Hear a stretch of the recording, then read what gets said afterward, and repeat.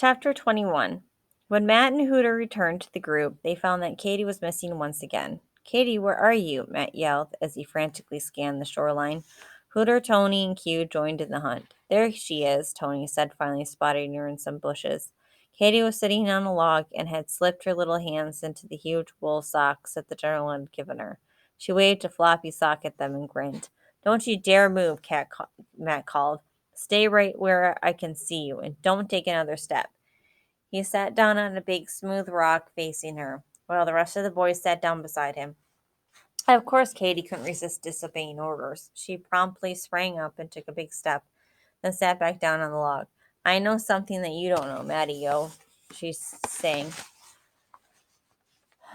"Not now, Katie," Matt said sternly. "You sit right there while we figure out what to do next." "What are our choices, Matty-O?" Tony said in a defeated tone. "I don't see how we're ever going to get back home." "I know something that," Katie taunted. "Katie, will you just sit down and keep quiet so we can think?" Matt snapped. He stood up and looked out over the ice-choked river. "Good old Rumson," Hooted sighed. "I never thought I'd miss it so much. I didn't even miss it that much when I went all the way to California to visit my grandmother." "But Hooter, we're not just miles away," Tony said. "We're light years away." He bit down on his lip, trying not to cry. "I wonder if we'll ever get back," he whispered. They were all suddenly quiet as they sat, attempting to dispel their fears. Matt was trying hard not to give in to the anxiety that was taking over him. Katie, meanwhile, was busy taking the socks off of her hands. She bent down and untied her sneakers. "Katie, what are you doing now?" Matt asked as he watched her pull out the sneakers. "I'm going to put these socks on my feet," she told him. "Katie, are you crazy?" Q cried suddenly when he said what she was doing. When he saw what she was doing. "No," Katie answered. "His socks. Don't you realize that those are George Washington's socks? You can't put them on your feet." He was horrified. "My feet are cold," Katie told him, slipping her little foot into one of the large socks. "And he gave them to me. Besides, my jeans are all wet and the sock is so big it goes all the way up my leg." She grinned. "You can have my socks and we'll trade," Q offered. "Oh no," Katie said. "He gave them to me and I don't have to trade if I don't want to." "What a waste," Q sighed, looking over to Matt. "George Washington's socks wasted on a girl." "Don't take it so hard, Q," Matt tried to console him. "You can always try dumping yourself in the river," Tony told him. "The general might be out of socks, but who knows? Maybe he would give you his underwear." Everyone laughed but Q. "If I was lucky enough to end up with George Washington underwear, you can bet I wouldn't wear them either," Q told him. "What would you do with them?" Hooter wanted to know. "I'd frame them," Q said solemnly. "Are we going to stand around all day talking about George Washington's underwear, or are we going to try and find the boat?" Matt asked impatiently. Everyone grew quiet as they looked back out at the swollen river. "I know something that you don't," Katie called again. "All right, Katie," Matt snapped. "What do you know?"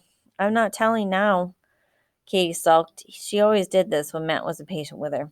"Oh, cut it out, Katie," Matt sighed, looking toward the river, searching for the boat. "That river is so big," Tony moaned. "There's no telling where it may have ended up." "Over here," Katie said softly as the boys continued to ignore her.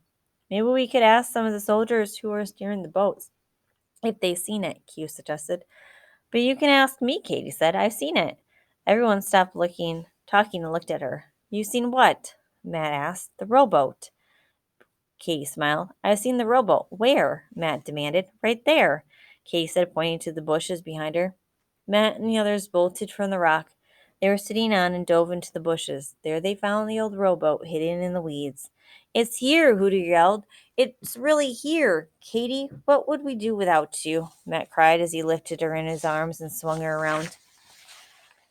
"Does this mean that I'm a club person now?" Katie asked, blushing with pleasure. "A club member," Matt corrected. "Katie, you are definitely a club member. We're going to make you assistant vice president." He grinned. "Look at this," cried Q, who was standing alongside the boat.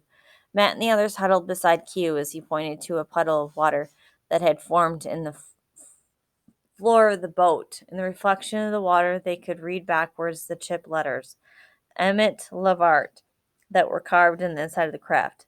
"Time travel. Matt read the letters aloud. Emmett Lavart, spells backwards, is time travel. Everyone began talking and laughing at once. Everyone except Q, who had suddenly stepped back from the boat.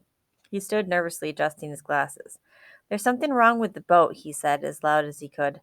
Everyone suddenly grew quiet. Don't you remember how we all fell under its spell as soon as we saw it? How it sort of pulled us in? Q's right, Hoover said. Why don't we feel as if we're going under its power right now? Feelings of panic began to overcome them. Do you think that maybe the power is all worn off? Tony asked nervously. There's got to be a way to activate this thing, Q said. I can't believe it, Hooter sighed. I can't believe that we're stuck here in the 18th century. I'm not sticking anywhere, Katie said, and without another word, she climbed into the boat.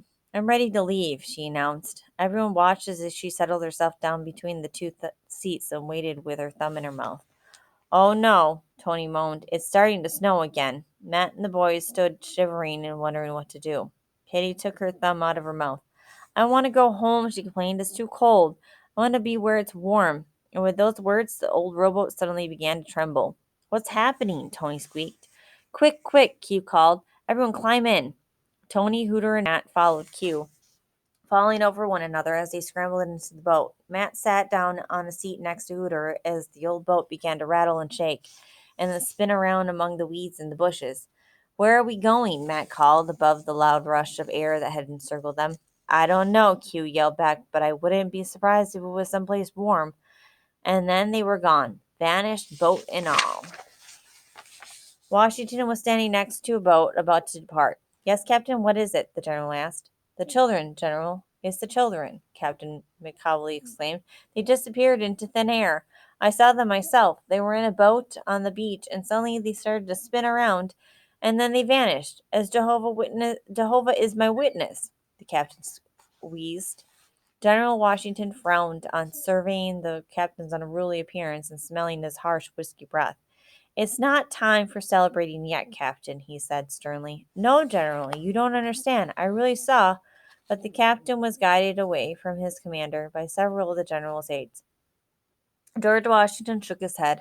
The victory at Trenton had been long in coming, and the general knew his men deserved to celebrate, but he hated to see his officers acting so badly. He wished they would behave in a more professional manner. They should be setting examples for the other men, and drink had no place in the military as far as the general was concerned. General Washington turned and was about to step into the boat when he tripped and fell. Sir, are you hurt? An officer inquired, helping his superior to his feet. No, no, I'm fine, except for the soaking, the general said on standing. The water had gotten into his boots, and he could suddenly feel the wet socks sticking to his feet. He automatically reached into his overcoat pocket for his extra pair of socks. Then he smiled on remembering the little feet that were in them now. I hope she's warm enough, the general thought, stepping into the boat. He needn't have worried. She was. As the members of the Adventure Club found themselves spinning through space in a cloak of darkness, they could feel the temperature rising. When the boat finally settled and the mist lifted, Matt opened his eyes, but there was not enough light to see. Katie? Matt called in the darkness. Mattio? Katie called back. Are you okay? Matt asked, reaching for her. I'm okay, Katie answered. Hooter, he called. Are you okay? Yeah, Mattio, I'm okay, Hooter whispered. Tony, how about you? Still with us? Matt called. Yeah, Matt, I'm here. Wherever here is, Tony called back. Q, are you all right? Matt asked. I'm okay, Matt, Q replied. An eerie silence followed. Matt, Katie called. Do you think we're home? I don't know, Katie, Matt whispered, but I know we're not on the Delaware River anymore, he said, dipping his hand in the warm, still water.